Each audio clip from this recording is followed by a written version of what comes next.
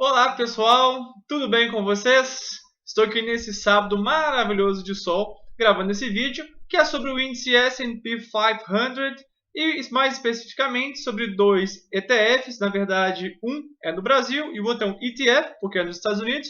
Então o primeiro que é o IVVB11 e também vou falar sobre o IVV. Então vamos lá, direto ao assunto, índice S&P 500, os ETFs e os ETFs das 500 maiores empresas dos Estados Unidos. Vamos lá, pessoal. O que é o S&P 500? O índice S&P 500 foi criado pela Standard Poor's, por isso S&P, de Standard Poor's, em 1957. Este índice abrange 80% do valor de mercado das companhias americanas listadas em bolsas de valores. Aqui do lado trouxe até um desenho aí da Suno mostrando como é que é feito esse índice S&P 500. Então, o comitê faz a seleção das 500 ações, diferentemente da maioria dos ETFs, onde a seleção das ações não é feita por um cálculo matemático, né? Isso é diferente no S&P 500.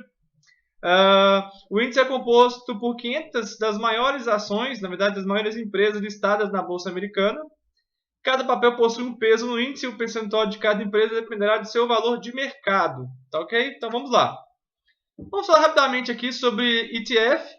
Já é uma coisa que eu já falei, por isso eu vou passar de maneira muito rápida só para a gente dar prosseguimento ao vídeo. Então o ETF é um fundo de investimento negociado em bolsa de valores. Geralmente segue algum índice e por serem majoritariamente passivos, costumam ter baixa taxa de administração. Algumas vantagens dos ETFs: baixas taxas de administração quando comparadas aos demais fundos de investimento, facilidade de investir, diversificação, porque dentro de apenas um ativo você compra muitas vezes uma cesta muito grande de ações, baixo custo de aquisição, facilidade de acompanhamento, porque você não precisa de ficar fazendo a seleção dos ativos, nem de ficar acompanhando o resultado individual de cada empresa, e você não precisa escolher, como eu já disse, diretamente as empresas que querem investir. Agora vamos falar sobre o IVVB11, que é um dos ETFs mais conhecidos aí da Bolsa de Valores do Brasil, que replicam esse índice S&P 500. Vamos lá. IVVB11, exposição internacional a partir de um ETF local listado na Bovespa. Acesso às 500 principais ações americanas através de um único fundo. Estrutura local que permite aproveitar a grande liquidez do IVV, que é o ETF gerido pela BlackRock dos Estados Unidos, que segue o S&P 500. Ou seja, o IVVB11 nada mais faz do que investir num outro ETF, um ETF americano chamado IVV. Tá? Ele segue o S&P 500 Brazilian Real Index. A taxa de administração desse ETF é de 0,23%. Aqui à direita, vocês conseguem ver o gráfico, que o ETF aí, ele replicou realmente o índice que pretendido. Vê que há raros momentos de um pequeno descolamento, mas segue a mesma tendência. O retorno dos últimos 5 anos do IVVB11 foi de 155%. A carteira do IVVB11, vocês podem perceber que 99,87% do valor do IVVB11 está investido no IVV, o ETF americano, lá na Bolsa dos Estados Unidos. O restante, 0,07%, está em dólar, nos Estados Unidos, e 0,06% está em real aqui no Brasil. Então vocês percebem que esse ETF ele não compra diretamente as ações negociadas no S&P 500, negociadas lá nos Estados Unidos. Ele compra um outro ETF, um ETF americano. Agora vamos falar sobre esse ETF, que é o que o IVVB11 compra, tem em caixa. O IVV, então, é o ETF americano. Por que o IVV? Exposição a grandes empresas americanas, acesso de baixo custo e com eficiência tributária a 500 das maiores ações, das maiores empresas nos Estados Unidos. O objetivo é buscar o crescimento de longo prazo da economia americana. Então, você vai praticamente aí ter um desempenho muito aproximado com o desempenho real da economia dos Estados Unidos. Então, vamos lá, o objetivo do investimento. O ETF iShares Core S&P 500 busca acompanhar os resultados dos investimentos de um índice composto por ações americanas de grande capitalização. A taxa de administração é muito baixa, é 0,03%, pessoal. Aqui vocês conseguem ver o gráfico, né? E o retorno dos últimos 10 anos, que foi de 265%, isso em dólar, tá, pessoal? Então, 265%.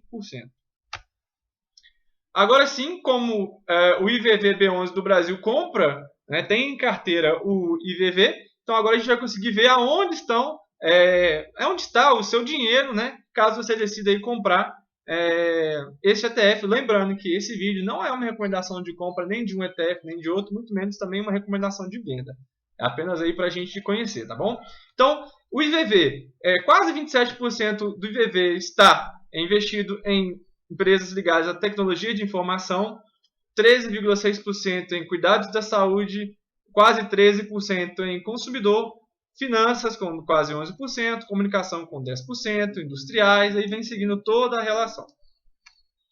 Agora, as principais empresas, lembramos que são 500 empresas, tá? Mas aqui eu trouxe as principais que correspondem a quase 1/3 de todo o fundo. Então, a maior posição hoje, no momento que eu gravo esse vídeo, do fundo é em Apple. Quase 6,5% do fundo está investido em Apple. 5% em Microsoft. 4% em Amazon. 2% na Tesla, que entrou recentemente no índice. 1,84% em Facebook. Um pouquinho em 1,62% em Google. Nos dois tipos de ações do Google, 1,43% na Berkshire, que é a empresa aí do Warren Buffett, 1,34% no JP Morgan Chase, que é um dos maiores bancos do mundo, se não for o maior, e 1,32% na Johnson & Johnson. Então aí a gente tem basicamente 1/3 do fundo, lembrando que ainda tem exposição a Walmart, McDonald's, Pepsi, enfim, Starbucks. Muitas empresas compõem esse fundo, mas as principais de maior peso são essas aqui. Investindo no IVVB11, vantagens de investir no ETF brasileiro, facilidade de investimento e o câmbio automático pelo gestor do fundo.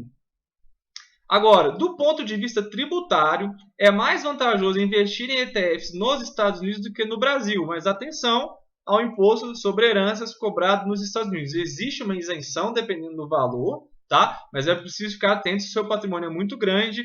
Esse imposto sobre herança nos Estados Unidos costuma ser muito maior do que o imposto sobre heranças cobrado no Brasil.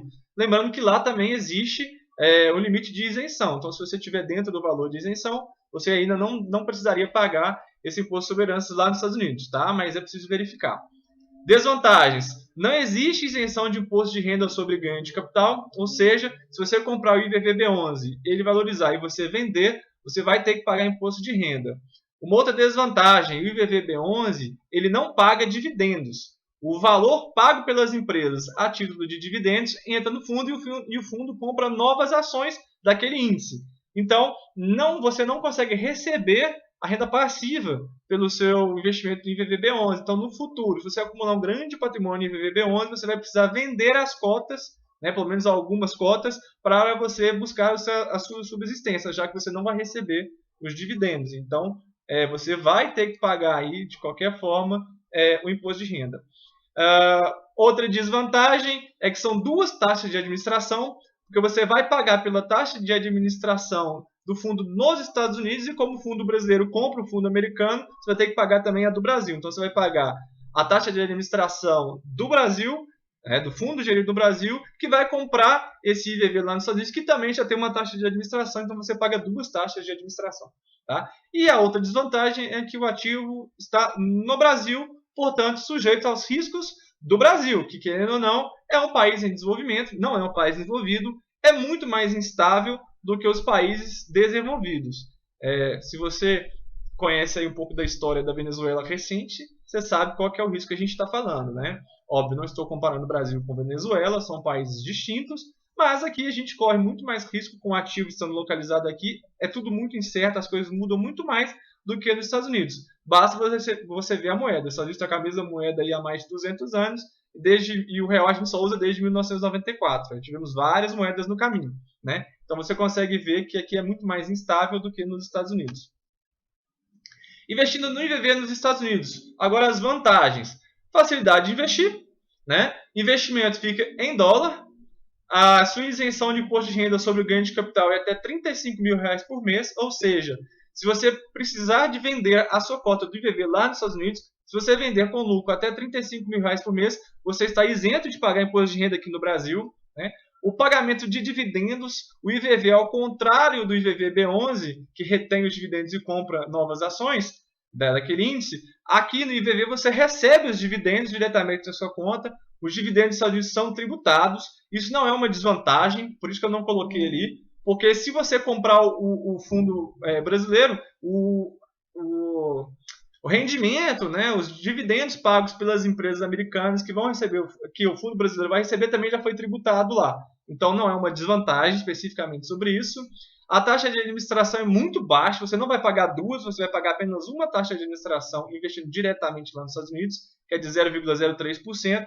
Há também a diversificação geográfica, porque você não está investido aqui no Brasil, você está investido lá nos Estados Unidos, correndo risco de lá, e por isso que eu trouxe a segurança de investir nos Estados Unidos, uma maior estabilidade por ser um país desenvolvido e que as regras não mudam tanto quanto aqui no Brasil, né? O ativo nos Estados Unidos, como eu já disse, e a proteção contra a desvalorização do real, porque o seu investimento está em dólar. Você recebe os dividendos em dólar, o seu dinheiro está lá em dólar. Então, você tem uma proteção contra a desvalorização do real, que tende a se desvalorizar frente ao dólar ante a diferença de inflação. A inflação do Brasil é maior do que a inflação lá nos Estados Unidos, então é muito provável que o real se desvalorize ao longo do tempo em relação ao dólar. A desvantagem que eu encontrei que abrir uma conta em uma corretora americana, isso não é uma grande desvantagem, mas se você já investe no Brasil e não investe nos Estados Unidos, você vai ter que abrir uma conta numa corretora nos Estados Unidos. Existem até corretoras que fazem isso em português sem nenhuma dificuldade, mas é um algo a mais que você precisa de levar em consideração. E aí, pessoal, gostaram? Quer que eu fale de mais algum ETF ou tem alguma dúvida? Comenta aí embaixo. Se vocês estão assistindo esse vídeo pelo YouTube, clique em curtir, compartilhe com quem gosta, se inscreva no canal. Se vocês estão vendo aí pelo Instagram, eu peço que dê o coraçãozinho, comente e manda aí também para quem se interessa sobre o assunto. Bom investimentos a todos e até a próxima!